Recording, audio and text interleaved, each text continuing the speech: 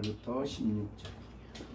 그런즉 우리가 다시는 서로 비판하지 말고 도리어 부딪힐 것이나 거칠 것을 형제 앞에 두지 아니하도록 주의하라. 내가 주 예수 안에서 알고 확신하노니 무엇이든지 스스로 속된 것이 없으되 다만 속되게 여기는 그 사람에게는 속되니라. 만일 음식으로 말미암아 내 형제가 근심하게 되면 이는 내가 사랑으로 행하지 아니함이라. 그리스도께서 대신하여 죽으신 형제를 내 음식으로 망하게 하지 말라. 그러므로 너희가 너희의 선한 것이 이방을 받지 않게 하라. 아멘. 14장 1절부터 12절까지 내용을 우리가 그동안에 설교를 했습니다. 그런데 그 내용을 간단히 바울은 요약을 했습니다. 그것이 이제 13절에 나오는 그런즉 우리가 다시는 서로 비판하지 말고 라고 정리를 한 겁니다. 그러니까 앞에 나오는 여러 가지 말씀이 있었는데 왜 우리가 다시는 비판해서는 안 되느냐, 그런 내용을, 비판하는 일이 얼마나 합당하지 못하냐 하는 문제를 앞에서 이야기를 했습니다. 왜냐하면 우리의 주인이 예수님이시고 또 각자의 심령 속에 그들을 세우시는 권능이 하나님께 있고, 그리고 그는 오직 주의 소유된 사람이요 주님이 죽으시고 부활하심으로 자신의 소유로 삼았기 때문에 우리는 믿음 안의 형제들을 비판하는 태도를 가져서는 안 된다 하는 얘기를 1절부터 12절까지 했습니다. 그리고 바울은 늘 하듯이 이제 12절까지 한 내용을 정리해서 한마디로 요약함으로 우리 마음판에 새겨두게 하십니다. 그래서 그런즉 이란 말은 11절과 12절의 내용을 들은 너희는, 그런즉 이 사실을 알게 된 너희는 다시는 서로 비판하지 말라라는 말로 이렇게 요약을 해 주셨습니다. 우리는 성경을 보면서 이렇게 정말 중요한 진리를 다시 반복해서 또 말씀하고 또 말씀하는 것을 잘 귀 기울여 들어야 되고 마음에 새겨야 한다. 우리는 서로 비판할 입장에 있지 않습니다. 판단할 수 있는 분은 오직 주님이시기 때문에 우리는 서로 격려하고 그리스도 안에 한 몸이기 때문에 한 형제이기 때문에 서로 비판하지 않고 부족한 부분이 있을 때 기도하고 기도해주고 인내해주고 격려해주고 또 이제 그 다음에 이번에 그 다음에 13절부터는 또 중요한 문제를 다루어 주시고 있습니다. 네, 중요한 문제를 이제 오늘 13절부터 16절까지 내용에서 말씀을 전하고자 합니다. 자, 우리가 다시는 그랬으니까 다시 또 서로 비판하지 말라 그랬고, 그 다음에 이제 오히려 도리어 부딪힐 것이나 거칠 것을 형제 앞에 두지 아니하도록 주의하라 는 말씀을 하십니다. 부딪힌다, 거친다, 내용은 같은데 강조하기 위해서 서로 다른 단어를 반복해 쓴 겁니다. 우리가 레위기 19장 14절에 가보면 맹인이 있는데 그에게 골탕을 먹이려고 맹인 앞에 장애물을 놓지 말아라. 너희는 하나님을 경외하는 사람이기 때문에 그의 약점을 알면서 그 앞에 장애물을 놓아 넘어지게 하는 것은 이것은 죄다 라고 말씀을 하신 내용이 있습니다. 오늘 본문에도 그렇게 부딪힐 것, 거치는 것, 이것을 형제 앞에 두지 말아라. 근데 13절부터 16절까지의 권면의 내용은 약한 형제에게 한 말이 아니라 강한 형제에게 혹은 성숙한 형제에게 하시는 말씀입니다.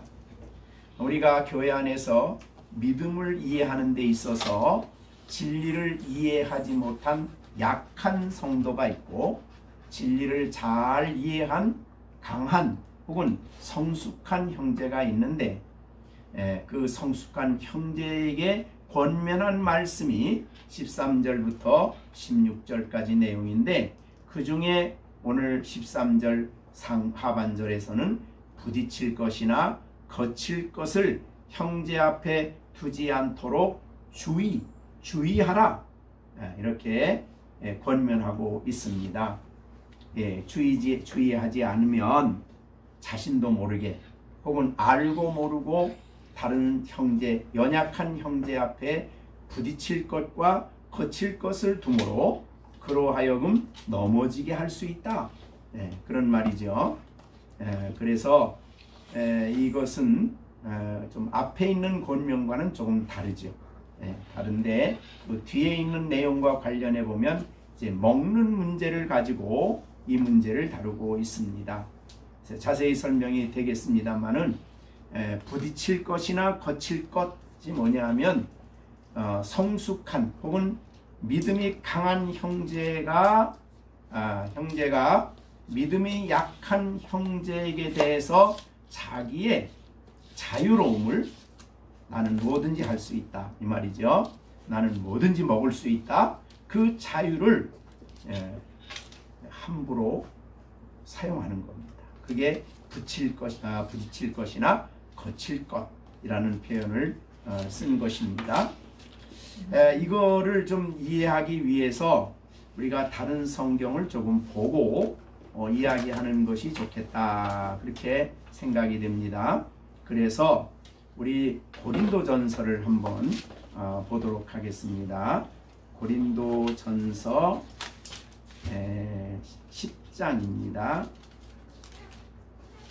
자, 고린도전서 10장에 먹는 문제를 가지고 말하는 그런 내용이 있습니다. 여기에 보면은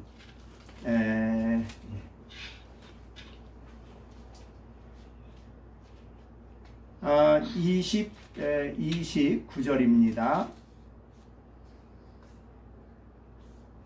29절 내가 말한 양심은 너의 것이 아니요 남의 것이니 이건 이제 연약한 성도의 것이란 뜻인데 어찌하여 내 자유는 이제 성숙한 혹은 이제 강한 믿음을 가진 성도가 남의 양심으로 말미암아 판단을 받으리요.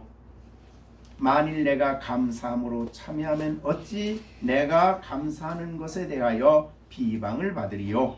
이제 우리가 이따가 이 비방은 16절에서 조금 더 설명을 하겠습니다.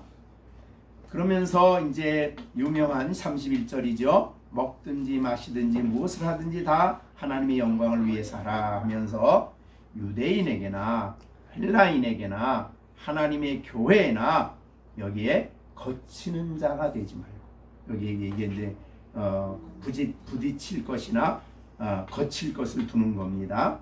그래서 하나님의 유대인이나 헬라인이나 하나님의 교회나 거치는 자가 되지 말고 나와 같이 모든 일에 모든 사람을 기쁘게 하여 자신의 유익을 구하지 아니하고 많은 사람의 유익을 구하여 그들로 구원을 받게 하라. 그러니까 남의 유익을 생각하지 않고 자기 유익대로만 하는 것을 이제 거치는 것을 둔다.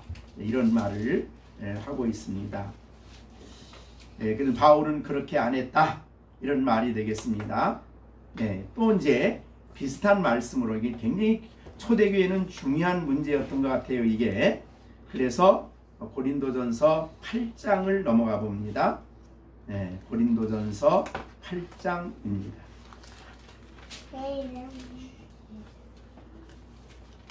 자, 고린도전서 8장에 보면 이게 4절입니다. 그러므로 우상의 제물을 먹는 일에 대하여는 우리가 우상은 세상에 아무것도 아니며 또한 하나님은 한 분밖에 없는 줄 아노라. 비록 하늘에서나 땅에서나 신이라 불리는 자가 있어 많은 신과 많은 주가 있으나 그러나 우리에게는 한 하나님 곧 아버지가 계시니 만물이 그에게서 났고 우리도 그를 위하여 있고 또한 한 주 예수 그리스도께서 계시니 만물이 그로 말미암고 우리도 그로 말미암아 있느니라. 그러나 이 지식은 모든 사람에게 있는 것이 아니므로 그냥 이 지식이 있는 사람은 자유한 사람이고 혹은 성숙한 신앙입니다. 근데 이 지식은 아무에게나 있는 게 아니라 이 말이죠. 그러니까 모든 것이 다 하나님으로부터 났다. 혹은 땅에는 우상은 아무것도 아니다. 신이 없다. 오직 하나님만이 유일한 신이다. 이 지식은 아무나 갖는 게 아니라는 얘기죠. 예, 그래서 이제 8절에 음식은 7절 그러나 이 지식은 모든 사람에게 있는 것이 아니므로 어떤 이들이 지금까지 우상에 대하여 관습이 있어. 이게 유대인입니다. 유대인이요. 네, 우상의 제물을 알고 먹는 거로 그들의 양심이 약하여지고 더러워지느니라. 그러나 이제 그리스도께로 오면은 안 그러지요. 네, 무엇인지 먹을 수 있죠. 그 다음에 9절입니다. 그런즉 너희 자유는 아무거나 다 먹는 겁니다. 네, 그래서 자유가 믿음이 약한 자들에게 걸려 넘어지지 않는 것이 되도록 조심하라. 이게 8장 9절이 오늘 읽은 13절 하반절하고 비슷합니다. 그렇죠? 그래서 너희 자유가 나는 뭐든지 먹을 수 있어 하고 우상을 제물을 먹습니다. 사실은 하나님 준 거니까 그 먹는 것 자체가 부정한 것이 없어요. 그죠? 우리가 이미 안 대로. 그리고 우상은 아무것도 아닌 거기 때문에 먹을 수 있어요. 그래서 먹을 수 있는 자유가 믿음이 약한 자 앞에서 우리가 먹으면 어떻게 되느냐? 그 사람이 걸려 넘어지게 되지 않도록 걸려 넘어진다는 거죠. 자, 그다음에 10절에 옵니다.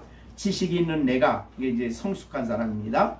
우상의 집에 앉아 먹는 것을 누구든지 보면 믿음이 약한 형제가 양심의 담력을 얻어 우상의 제물을 먹게 되지 않겠느냐. 이 지식 없이 뭐 먹어도 되네 하고 우상의 제물을 제물인 줄 알고 드려진 줄로 알고 먹게 된다는 거죠. 그럼 그 사람 걸려 넘어진 거예요. 그러면 내 지식으로 그 믿음이 약한 자를 멸망하나니 그는 그리스도께서 위하여 죽으신 자라. 이렇게 됐습니다. 뭐 내용은 우리가 다시 본문으로 돌아가 보면 그런 배경을 조금 이해하면서 우리가 본문에 돌아가 보겠습니다. 자, 그런즉 우리가 다시 서로 비평하지 말고 도리어 부딪힐 것이나 거칠 것이 형제 앞에 두지 않도록 주의해라. 이거는 강한 성도에게 나는 아무거나 할 수 있다라고 행동을 함으로써 약한 자로 하여금 우상의 제물을 알고 제물인 줄 알고 옛날의 습관을 그대로 가지고 우상의 제물을 먹지 않도록 조심해라. 그런 말이죠. 왜냐하면 그 사람들은 아직은 우상은 아무것도 아니야 하는 진리를 못 가졌어요. 이해도 못했고 물론 뭐 들었긴 했겠지만 아직 완전히 자신의 것으로 받아들이지를 못했어요. 그 다음에 오직 하나님이 모든 걸 다 주셨어. 우상의 제물을 보면서 그러니까 우상의 제물은 아무것도 아니야. 이건 하나님이 주신 음식이야 라고 감사하고 먹는 사람은 믿음이 어떤 사람이에요? 강한 사람이죠.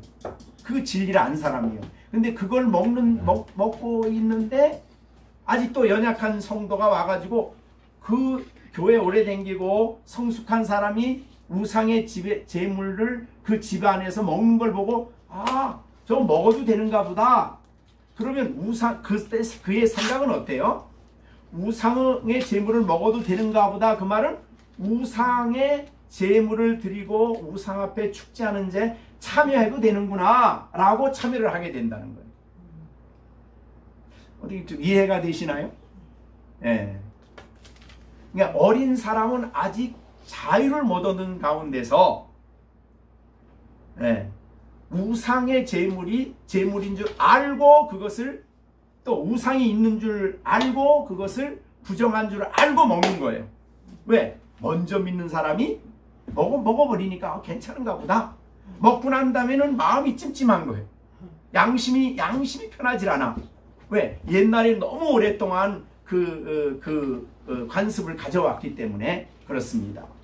지난번에도 잠깐 말했지만은 사도행전 10장에 베드로에게 하나님이 그 보자기에다가 부정한 음식물을 줘서 야 이거 받아 먹어 그랬는데 베드로는 그거 못 먹어요. 아, 나 못 먹습니다. 한 번도 그런 적 없습니다. 왜? 그가 예수님 안 믿어서가 아니죠. 그죠? 그가 성령이 그에게 오지 않아요. 사도예요. 그때는 아직까지는 그때는 사도였어요.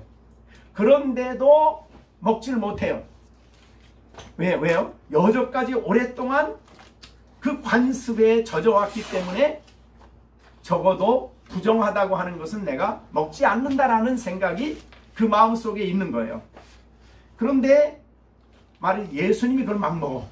그럼 같이 있던 베드로도 먹었다 그러면 계속 마음에 그게 남아있는 거예요. 근데 부정한 거 먹었는데 이렇게 남아있으니까 그 사람을 넘어지게 만드는 거라 이 말이죠.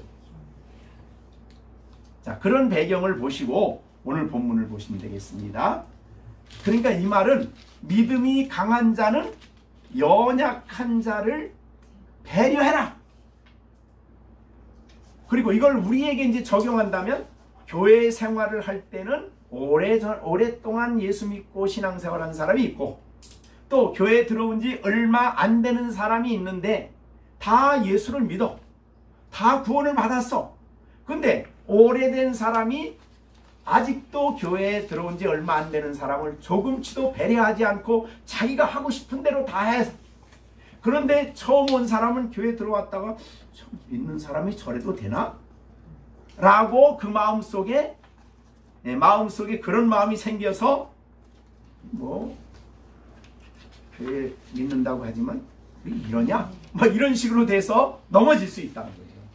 그러니까 먼저 믿는 사람들은 나중에 믿는 사람들과 진리를 아직 충분히 모르는 사람들을 충분히 배려하고 그 배려하는 정신은 바로 사랑의 정신이에요. 위대한 사랑의 계명을 따라 행해야 된다. 그런 말이죠.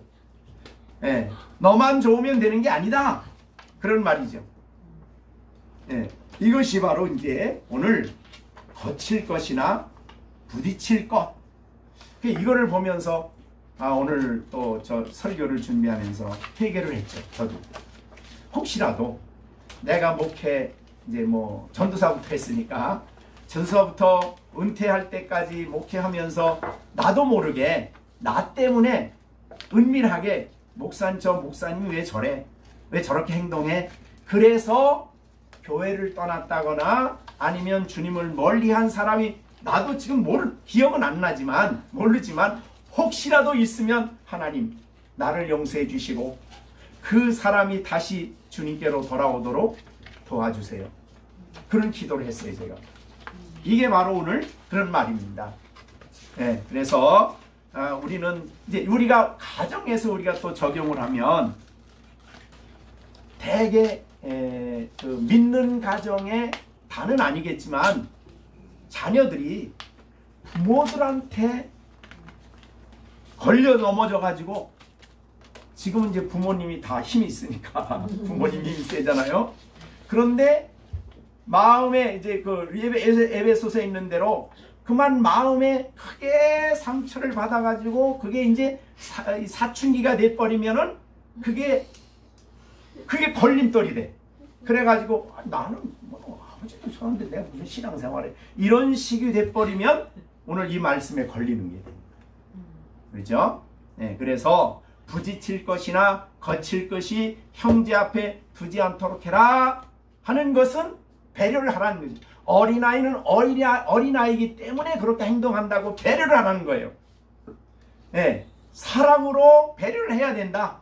인내해야 되고 참아야 되고, 이것이 바로 이제 오늘 이게 부딪힐 것이나 거칠 것을 형제 앞에 두지 않도록 주의하고 조심해라. 조심해라. 나는 어떠든지 구원받았으니까 됐어 그러고 막 행동하면 안 된다. 그런 뜻이죠. 자, 이해하셨죠? 이제 13절. 초대교회는 이 문제가 굉장히 심각한 것 같은데, 초대교회만이 아니고 오늘날 교회 안에도 굉장히 이 문제가 심각해요. 대개 교회에서 이제 댕기다가 안 나오는 사람이나 떠난 사람의 이야기를 들어보면 거의가 다 누구 때문에 상처받아서 사실은 그런 부분이 사실은 많이 있어요. 그래가지고 교회 나오지 않는 그런 사람들이 많이 있다 이 말이죠. 이런 경우를 말하는 거예요. 그러니까 여기는 성숙한 사람에게 권면하는 말이 오늘 설교 제목과 같이 약한 사람에게 너 왜 그렇게 하냐 이렇게 말하는 것은 옳지 않다는 거예요. 신앙생활에 있어서는. 그거는 올바로 진정한 사랑의 마음을 가지고 권면하고 돌보고 격려하고 그걸 말하는 게 아니에요. 여기에 부딪힐 것이나 거칠 것을 두어서는 안 된다. 이런 말입니다. 그 다음에 14절입니다. 이제 14절로 넘어가 봅니다. 내가 주 안에서 알고 확신하노니. 바울에게 있어서 이 말은 굉장히 중요한 말입니다. 바울은 확신을 가지고 이 말을 해요. 그게 뭐냐면 무엇이든지 스스로 속된 것이 없다. 이걸 깨달았어요.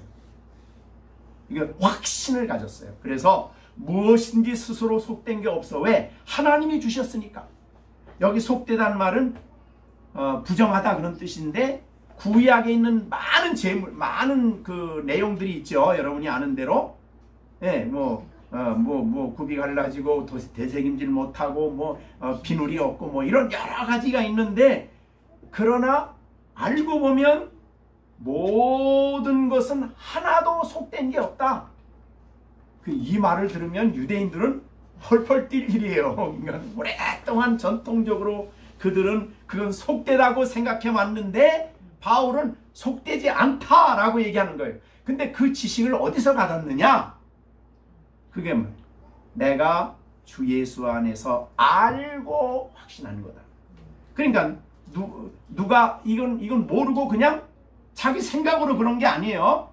예수께, 이제 이거 흠정역 번역에 보면 주 예수로 말미암아 알게 되었다 이렇게 됐어요. 말미암아라고. 그러면 이거를 그러니까 무엇이든지 스스로 속된 것은 하나도 없다고 알려준 분이 주 예수 그리스도다 이 말이죠. 그런데 이거를 알게 해줬단 말은 계시로 알게 해줬다는 뜻이에요. 바울에게는. 그래서 알았기 때문에, 내가 이거를 알았기 때문에 확신한다 이렇게 된 거예요. 확신했다 이런 말이죠. 그래서 무엇이든지 스스로 속된 것이 하나도 없다. 왜? 하나님이 창조하셨기 때문에, 하나님이 만든 것은 속된 것이 하나도 없다. 우리가 이제 지난번에 디모데전서 4장을 말씀하면서 그 얘기했죠. 자, 여러분 안에 음식이 있으면 나는 이거 못 먹어 라고 할 게 있나? 없다는 거지요. 디모데전서 4장 3절부터 5절이죠. 그래서 음식물은 다 하나님이 지었다.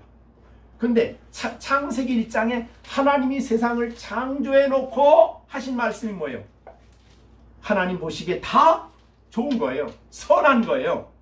그렇기 때문에 사람들을 위해서 하나님이 음식을 만들어 놓은 것은 하나도 부정한 것이 없고 모두가 다 하나님 보시기에 좋은 것이에요. 그러니까 그 자체가 부정한 건 없다 이 말이죠. 그를 어떤 태도로 받아들이느냐가 달려 있어요. 자체는 문제가 없어요. 그래서 이 계시를 바울이 생각하는 계시가 아니에요. 주 예수 그리스도로 말미암아 이 진리를 알게 되었다 이 말이죠. 그래서 나는 확신을 하게 됐다. 여러분, 그리스도인이 진리에 대한 확신은 알고 확신하는 겁니다. 뭐 그래도 돼. 건강에 좋아. 나빠가 아니라 성경을 통해서 계시로 알고 확신하는 거예요. 그리스도인의 모든 확신은 알고 확신이에요. 지식이 있어야 돼요. 그 지식은 예수 그리스도를 통해서 주신 말씀이에요. 그런데 이 잘못된 신비주의의 특징은 알고 확신하는 게 아니에요. 그 사람들은 알고 지식을 가지고 주님이 주신 말씀에 의지해서 깨닫고 확신하는 게 아니라 그냥 들려주는 소리예요. 그것도 자기의 주관적인 내적인 소리. 그래서 그 신비주의자들이 늘 하는 일이 뭐냐면 내 속에 나오는 소리를 들어라 그래요. 여러분 그 불교에도 신비주의가 있습니다. 불교의 명상이 뭡니까? 명상은 자기를 없애고 아무것도 없애고 명상의 세계에 들어가서 다른 소리를 듣는 거예요. 다른 소리를 받아들이는 거예요. 그러니까 이런 것들은 전부 다 잘못된 것이다 라고 볼 수가 있습니다. 그러니까 우리는 신앙생활하는 우리들은 반드시 내가 주 예수 그리스도로 알고 확신한다. 이것이 굉장히 중요한 원칙입니다. 이 확신을 가져야 된다. 그러니까 성경을 떠나서는 확신이 안 돼요. 주님은 성경을 통해서 말씀하여 우리로 하여금 이해시키고 깨닫게 하는 진리 지식을 주시고 우리는 그걸 통해 알고 확신한다. 물론 이제 성령이 이 안에 역사를 하시지만 내가 주 예수 안에서 알고 확신한 게 있는데 무엇인지 확신한 내용은 뭐예요? 알고 확신한 내용은 뭐예요? 무엇인지 스스로 속된 것이 하나도 없다. 하나님의 음식으로 만들어준 것은 부정한 게 하나도 없다. 그런 말이죠. 유대인의 사실은 바울을 알고 보면 바울이 어떤 사람이요? 유대인 중에 유대인이죠. 바울은 어떤 사람이에요? 바리새인이고, 그죠? 율법에 의로는 흠이 없고 철저하게 랍비로 막 유대 사회에서는 최고로 유대주의에 익숙해진 사람이고 그걸 가르치는 사람이에요. 그 사람을 바꾼다는 것은 다른 사람이 할 수 있는 게 아니에요. 가말리엘의 문화에서 뭐 철저하게 배운 사람이거든요. 자, 그런데 그 사람에게 주님이 오셔서 알려주셨어요. 하나님이 주신 음식으로 주신 것은 속된 게 하나도 없다. 하나님이 주신 것은 깨끗하다. 먹을 수 있다. 받아들일 수 있다. 그런 뜻으로 이제 알려주신 거지. 그게 바로 이제 오늘 14절입니다. 내가 주 예수 안에서 알고 그러니까 우리 그리스도인들은 이 확신을 가지고 살아간다는 게 얼마나 위로고 힘인지 몰라요. 어제도 하루를 마치고 저녁에 이제 자는데 잘 때마다 제가 하는 게 있죠. 시편 3편 5절 내가 누워 자고 깨었으니 여호와께서 나를 붙드십니다. 이제 히브리서에는 말씀으로 만물을 붙드셔요. 근데 내가 오늘 지금 잘라고 그러거든요. 들어놓으려고 그러거든요. 세상에 하나님이 만물을 창조하셨는데 그리고 시편 121편 뭐라고 그랬어요? 내가 하나님은 나를 지키시는 하나님은 졸지도 않고 주무시지도 않고 나를 지키신대요. 그게 어떻습니까? 그 두 가지 이제 121편하고 두 가지를 묵상하면서 자는데 너무 감격스러워. 그죠? 내가 도대체 누구냐? 나는 이렇게 보잘것없는 난데 천지를 창조하신 하나님은 내 곁에서 나를 지키는데 내가 잘 때도 나는 나 잘 때 나 못 지키지요. 근데 그분은 졸지도 않고 주무시도 않고 나를 지키고 계셔. 근데 밤이 나 깰 때까지 나를 붙들어 주신대. 이게 얼마나 놀라운 일이, 이게 얼마나 놀라운 감격입니다. 얼마나 놀라운 일이에요, 이게. 천지를 지으신 그 하나님이. 그래서 나는 오늘 저녁에도 자고 일어나고. 그 생각하면 막 눈물이 나더라고요. 감격스러워서. 이렇게 나를 사랑하신다. 이렇게 나에게 관심을 주시. 세상에 아무리 나를 사랑하는 사람도 내가 잘 때 나 잠 안 자고 졸지도 않고 나를 보면서 나를 지켜주는 사람이 어디 있어요? 없는 겁니다. 그러니까 우리가 이런 확신이죠. 그러니까 성경을 통해서 내가 그런 확신을 내가 갖게 될 때에 성도들은 얼마나 그게 위로가 되는지 몰라요. 이게 바울도 과거에는 너무너무 부자주했어요. 왜? 먹으면 이거 부정한 거 먹으면 안 되니까. 혹시라도 그게 왔을까? 혹시라도 뭐 우상의 제물이 있었을까? 혹시라도 피가 섞여 있지 않을까? 늘 그런 데 매여 있던 사람이거든요. 근데 이제는 피가 섞여도 뭐 목매어 죽어도 어떤 음식물도 하나님의 음식물로 주신 것은 다 깨끗하대. 그게 얼마나 자유로워요. 그래서 스스로 속된 것이 없다라는 선언을 한 거예요. 이게 어떻게 알았다고요? 어떻게 확신됐다고요? 예수님이 말씀을 통해서. 야, 천지를 만드신 분이 하나님이 아니냐, 그런 말이죠. 그러니까 여러분이 앞으로 어떤 물건이든지 그 자체가 부정한 건 아니에요. 그걸 어떤 태도로 받아들이느냐가 중요한 거예요. 자, 그러면 속된 것이 없으되, 이건 우리가 바울이 그렇게 했으니까 바울이 이 말씀을 통해 또 우리들에게 하시는 말씀이에요. 하나님이 너에게 음식으로 만들어 주신 것은 다 깨끗하다. 감사함으로 먹으면 버릴 것이 하나도 없다 라고 얘기하시는 것을 우리가 받아들여야 됩니다. 자, 그러면 속된 것이 없으되 다만 그거를 속되게 여기는 사람에게는 속되다. 그러니까 그것을 속되게 여겨. 아, 이거 부정하네. 이거 우상 앞에 제사 드린 거네. 이거는 먹어서는 안 되는 거네. 더럽혀졌네. 뭐 이렇게 생각한 사람에게는 그게 속되다. 그러니까 그것에 대해서 어떤 마음 자세를 갖느냐가 중요한 거예요. 물질, 음식 자체가 더러운 건 아니에요. 네, 그걸 지금 얘기하고 있는 게 14절입니다. 그래서 바울은 정말 자유한 사람이었죠. 그래서 무엇이든지 모든 것이 다 선함에, 디모데전서 4장 3절, 하나님 지으신 모든 것이 다 선함에 감사함으로 받으면 버릴 것이 하나도 없다. 여러분이 음식을 잡수실 때 그래서 감사함으로 받으셔야 됩니다. 이거를 우리가 이 과를 공부하고 난 다음에 제가 식사를 위해 기도할 때 조금 길어졌어요. 식사 시간에 감사로 하나님이 나를 위해서 준비하신 너무너무 귀한 음식이다, 이 말이죠. 네, 그렇게 됐습니다. 네, 그리고 말씀과 기도로 음식이 구별돼 거룩해진다, 이런 겁니다.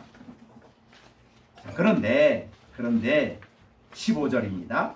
만일 음식으로 말미암아 내 형제가 근심하게 되면, 내 형제가 근심한데 음식으로 말미암아, 그럼 이 근심하게 돼 그럼 이 음식으로 말미암아 어떤 경우에 근심하게 되느냐? 내가 여기 음식으로 말미암아 그 말은 먹은 음식입니다. 먹은 음식. 내가 그 음식을 먹었어요. 그러니까 아무 음식이냐 아니에요. 우리가 이제 아까 그 고린도전서 8장에서 우리가 말씀한 내용을 우리가 좀 염두에 두시고, 우상의 제물을 먹는 일에 대해서 말입니다. 그래서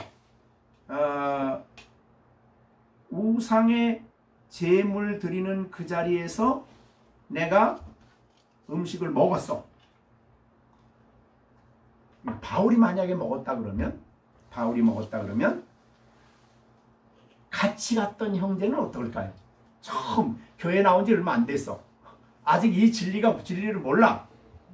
야, 음식은 부정한데, 이런 음식은 부정한데, 그런 생각이 있는 사람이 있어. 그럼 바울이 거기서 자유로워서 당당하게 막 맛있게 먹으면 그 사람은 어떤 생각을 할까요? 내가 혹시 먹지 않으면, 바울이 먹는 걸 먹지 않으면 말이 안 된다. 저 사람이 먹으니까 나도 먹어야 되겠다. 그러고 이제 먹었어요. 그 형제가. 근데 먹고 난 다음부터 근심이 생긴 거예요. 이 사람에게. 에? 먹고 난 다음부터. 왜 근심이 생겨요? 우상제물을 내가 먹었어? 이게 부정한 동물을 음식을 내가 먹었어? 하나님 앞에 범죄한 거 아니야? 그러니까 이게 먹을 때는 강한 사람이 있어서 그 사람 때문에 먹었는데, 먹고 난 다음에 생각하니까 내가 이거 말씀을 어긴 것 같고, 하나님을 반역한 것 같고, 대적한 것 같고, 하나님 율법을 어긴 것 같아. 그러니까 근심이 생겼어. 이해가 되시죠? 여기에 음식이란 말은 그런 뜻입니다. 만일 내가 먹은 음식, 그 강한 자가 음식을 먹었는데 그 다른 사람도 같이 앉아서 그 음식을 먹고 그 음식으로 말미암아 이제부터 먹고 난 다음에 그 형제가 근심하게 됐어.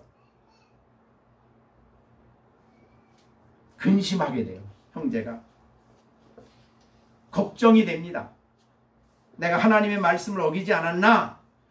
하나님을 대적하지 않았나? 걱정이 돼요. 그래서 기도하려고 그래도 걱정이 돼. 기도가 잘 안 돼. 하나님 앞에 내가 그걸 먹어. 야, 이거 아닌데. 그런 생각이 계속 그 마음에 들어서 여기에 그 다음에 뭐라냐면 형제를 내 음식으로 망하게 한다는 말이 있죠. 망하게.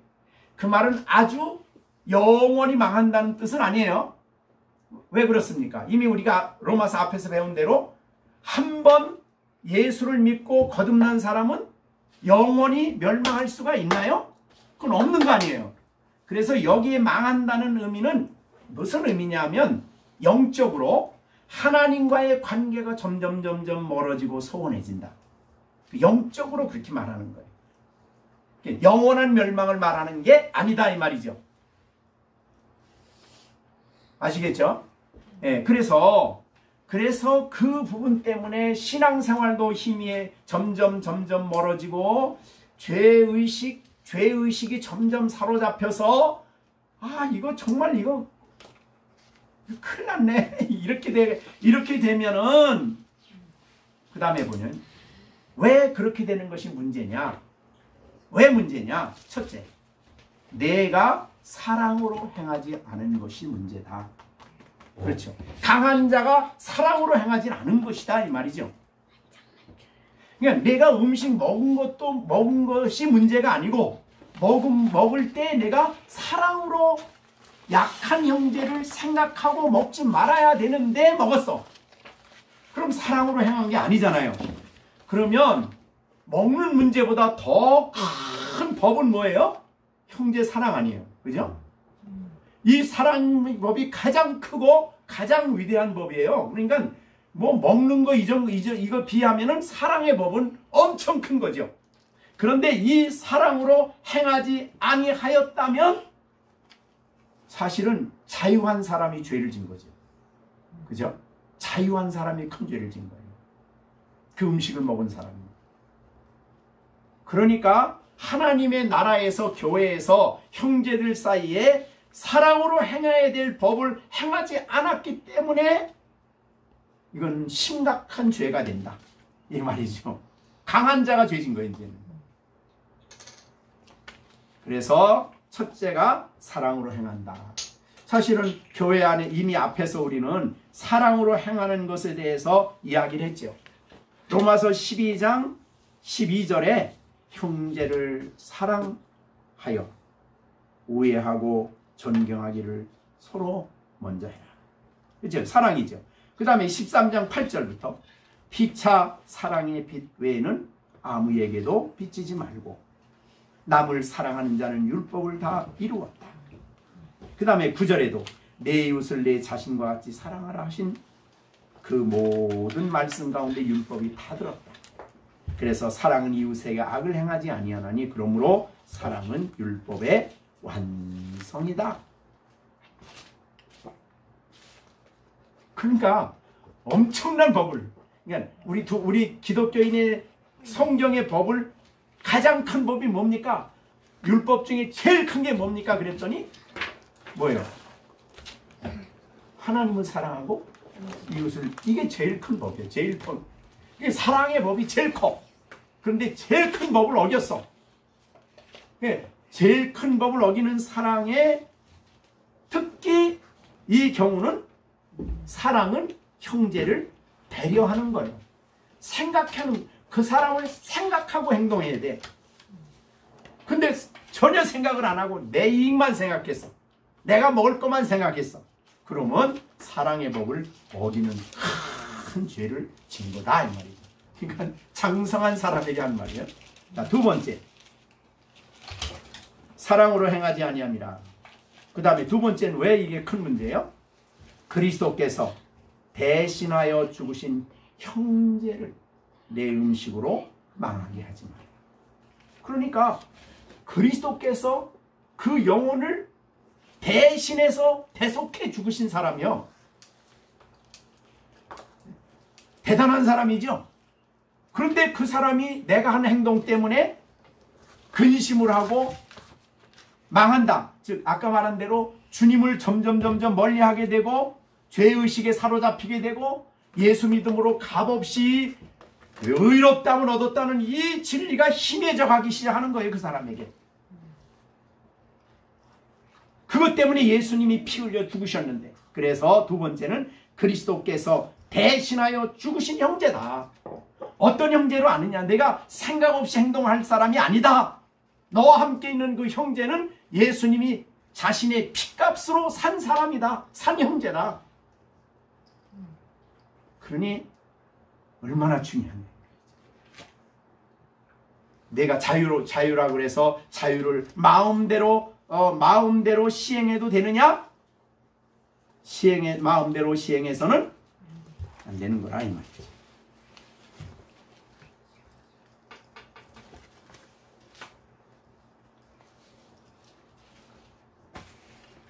우리가 이제 여러분이 잘 이해가 되시는지 모르겠습니다. 그래서 우리는 지식을, 우리에게 주어진 지식이라고 해서 마음대로 행하는 것이 다 유익한 건 아니에요. 자, 우리가 고린도전서 10장 23절 보세요.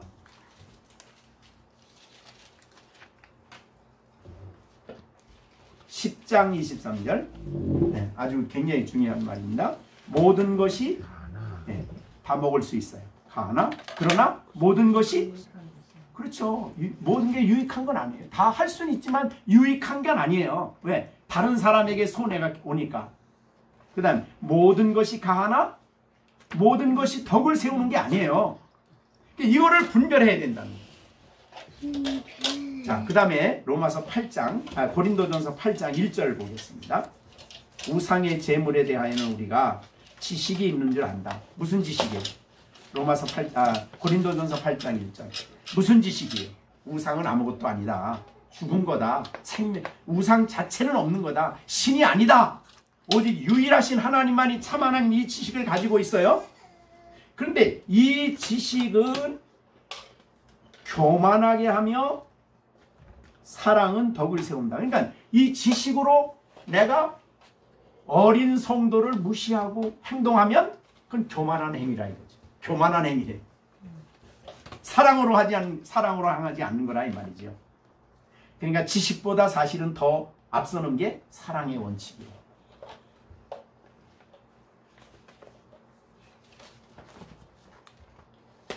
그러니까 4절에도 8장 4절에 아까 얘기한 대로 우상의 제물을 먹는 일에 대하여는 우리가 우상은 세상에 아무것도 아니에요. 8장 4절 고린도전서 우상은 세상에 아무것도 아니에요. 그러니까 여러분이 우상 앞에 가서 두려워하지 마세요. 네? 어떤 사람은 괜히 그 앞에 가면 무섭대. 뭐가 무서워? 그죠? 아무것도 아니에요. 네? 아무것도 아니고 또 하나님은 한 분밖에 없는 줄을 안다. 그렇죠? 하늘이나 땅에나 신이라 불리는 자가 있어 많은 신과 많은 주가 있지만 다 아니야. 신이 아니고 주가 아니야. 그러나 우리에게는 하나님 곧 한 하나님 곧 아버지가 계시니 만물이 그에게서 났고 우리도 그를 위하여 있고 또한 한 주 예수 그리스도께서 계시니 만물이 그로 말미암고 우리도 그로 말미암는다. 근데 7절 보세요. 그러나 이 지식은 모든 사람에게 있는 지식이 아니야. 그래서 이 지식이 없는 사람은 아직도 우상에 매여 있어. 네, 그런 말이죠. 그러니까 이 지식은 아무나 받아들일 수 있는 게 아니에요. 근데 여러분은 받아들였죠? 네, 그렇죠? 네. 여러분 이 지식을 받아들였어요? 이 지식이 여러분에게 있습니다. 근데 그 지식이 있다고 내가 막 행동을 해서는 안 된다. 자, 여러분이 우상은 아무것도 아니야. 그러고 불교인들이 있는 불당에 가서 막 도끼 가지고 가서 막 패. 그게 자유 아무것도 아니야. 그거는 그러니까 팰 수도 있어. 그런데 안 해. 왜요? 그건 교만한 행위예요. 사랑으로 행하지 않는 거예요. 아직도 미련해서 우상을 아직도 신으로 알고 있는 저 사람들이 있는데 그 앞에서 내가 들어가서 도끼로 패면 어떻게 돼? 그 사람들은 어떻게 되는 거예요? 그 사람들은. 네. 그러니까 안 된다. 그 사람들은 죽을 때까지 멸망할 때까지 예수 안 믿을 거야. 그러니까 그런 이유 때문에 우리 안 하는 거지. 그래서 신앙인들은 이런 태도가 남을 배려하는 데 있어서 그런 태도가 굉장히 중요합니다. 그러니까 우리가 조심을 해야 돼요. 그러니까 내가 할 수 있다고 해서 아무거나 다 하는 것은 옳지 않습니다. 와, 잘 배웠네. 자, 그래서 우리가 이제 형제로 나 때문에 형제가 만약에 같은 교회 안에서 있는 형제가 만약에 그 때문에 실족을 한다 그러면 나는 그 일을 할 수 있어도 안 한다는 거예요. 그걸 이제 고린도전서 8장에 한 번 더 마지막 끝에 가서 봅니다. 8장 2절부터 11절부터 읽겠습니다. 그러면 내 지식으로 그 믿음이 약한 자가 멸망하나니 그는 그리스도께서 위하여 죽으신 형제라. 이같이 너희가 형제에게 죄를 지어 그 약한 양심을 상하게 하는 것이 곧 그리스도에게 죄를 짓는 것이니라. 그러므로 만일 음식이 내 형제를 실족하게 한다면 나는 어떻게 한다고? 나는 영원히 고기를 먹지 아니하여 내 형제를 실족해 하지 않겠다. 이게 그리스도인의 자유예요. 사랑의 원칙이야. 네? 그러니까 내가 모든 걸 다 한다가 아니에요. 할 수 있지만 안 하는 거예요. 그게 그리스도인의 아름다운 덕입니다. 덕성이에요. 다른 사람을 배려해서 내가 할 수 있는 것도 안 하는 게 그게 절제고 그게 배려예요. 그게 사랑의 원칙이죠. 자, 앞으로는 여러분들이 그런 원칙을 따라서 이제 교회 생활을 교회에서 이 원칙 이게 왜 이렇게 오랫동안 이 말씀을 강조하냐면 사실은 교회 생활하는데 이 말씀이 굉장히 중요합니다. 실제 문제에 있어서는 이것이 없기 때문에 서로 감정이 상하고 마음이 상하고 서로 얼굴 등 돌리고 나중에는 서로 갈라지고 이런 문제가 생기게 됩니다. 자, 그러면 이제 왜 이제 15절 다시 만일 음식으로 말미암아 내 형제가 근심하게 되면 실족하게 되면 내가 사랑으로 행하지 않는 것일 뿐만 아니라 그리스도께서 대신하여 죽은 형제를 내가 음식으로 그런 결과를 갖게 했다. 이런 말이죠. 16절. 그러므로 너의 선한 것이 비방을 받지 않게 하라. 이런 말이에요. 이걸로 이제 마무리하는 거예요.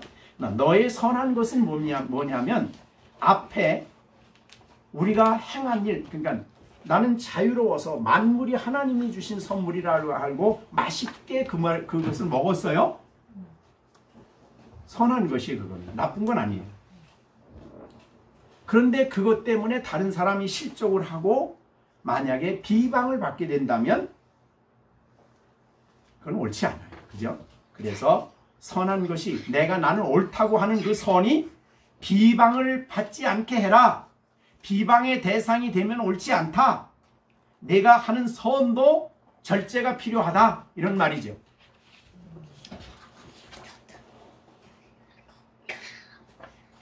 이제 오늘 우리에게 주신 13절과 16절 말씀을 다 우리가 설명을 했습니다.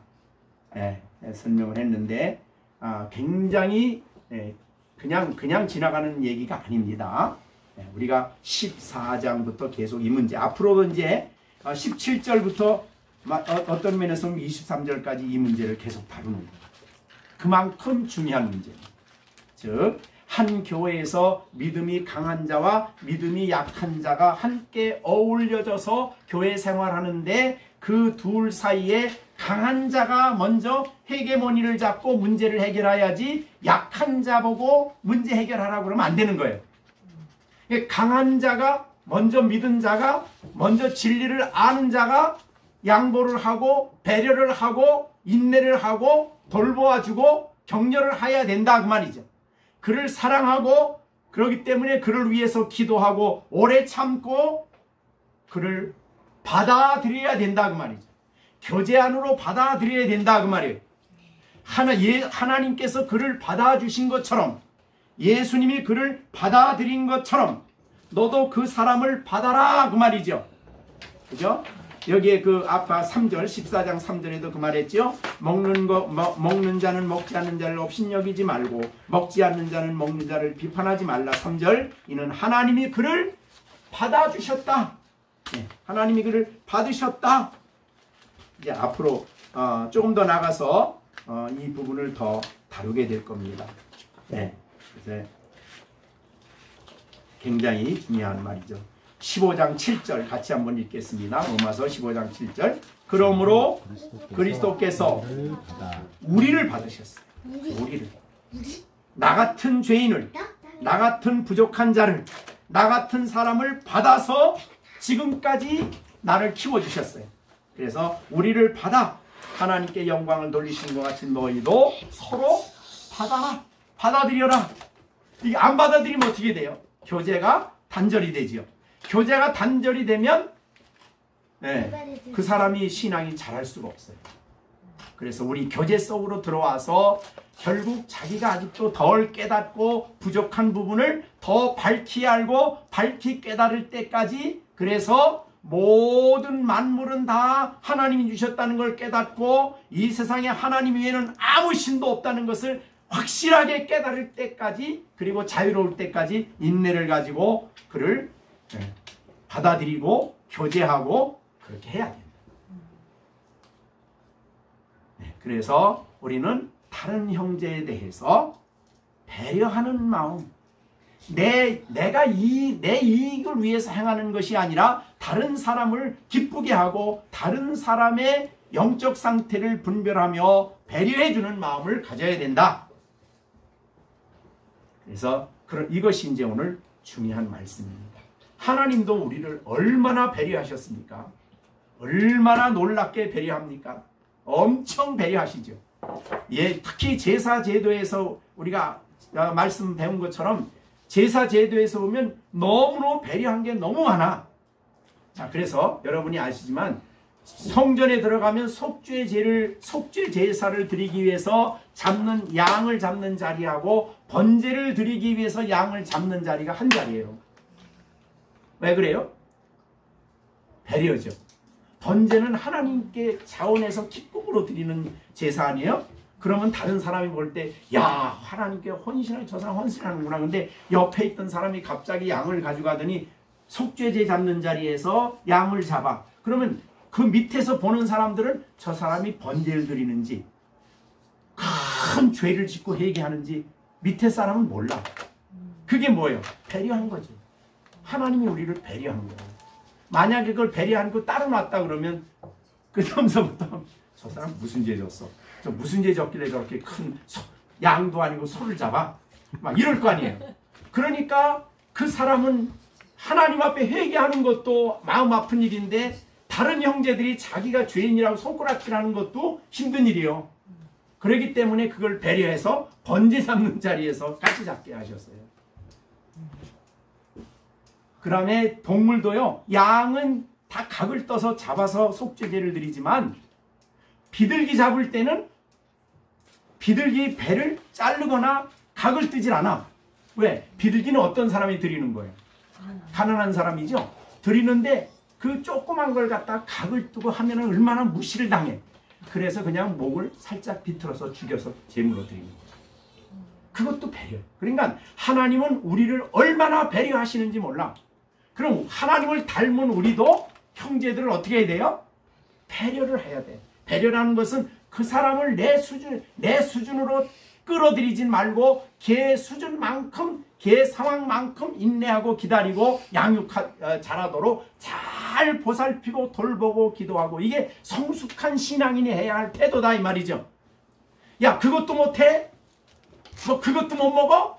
하고 비판하고 무시하는 태도를 가지면 안 된다 이 말이죠. 자, 우리에게 여러분들이 이제 이 말씀을 가정생활에 적용도 하시고 우리가 부부생활에도 부모 자식 간에도 적용을 잘 하시고, 특히 우리 열린샘교회 우리 서로 정말 뭘 하나 하든지 내 주장이 항상 옳다가 아니라 그런 부분에 아주 절대적인 진리는 예외 양보가 없어요. 그렇지만 그렇지 않은 부분에 대해서는 서로 배려하고 사랑으로 행동하는, 그래서 내가 할 수 있는 것도 양보하고 그것을 이렇게 하는 그런 태도를 여러분들이 가지시기를 바랍니다. 기도하겠습니다.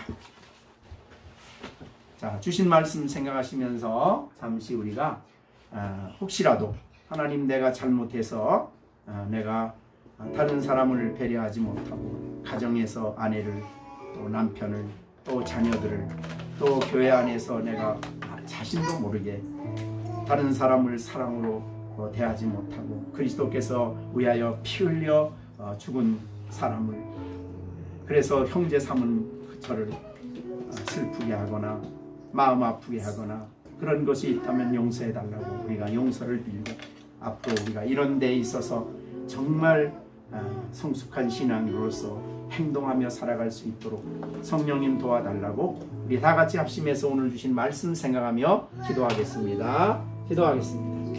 은혜로우신 아버지 하나님, 오늘도 주의 거룩한 말씀을 듣게 하심을 감사드립니다. 아버지, 나 때문에 다른 사람들이 연약해져서 하나님 아버지여 주님과의 교제가 멀어지고 하나님과의 교제가 멀어지는 자리에 서지 않도록 하나님께서 항상 조심하고 깨어있게 해주시고 올바로 아버지 사랑의 삶을 살아가며 위하여 피 흘려 돌아가시는 사람들을 귀하게 여기고 아버지 생활할 수 있도록 하나님 역사해 주시옵소서. 가정에서나 누구나 아버지 하나님께서 귀히 받아준 자를 무시하거나 깔보거나 그런 태도를 갖지 않게 하시고, 아버지, 내가 좀 알았다고 해서 아한 지식을 가지고 교만하게 다른 사람들에게 행동하지 않도록 항상 깨어있게 해주시옵시기를 간절히 바라오고 모든 말씀을 주께 부탁하오며 예수님의 이름으로 기도하옵나이다.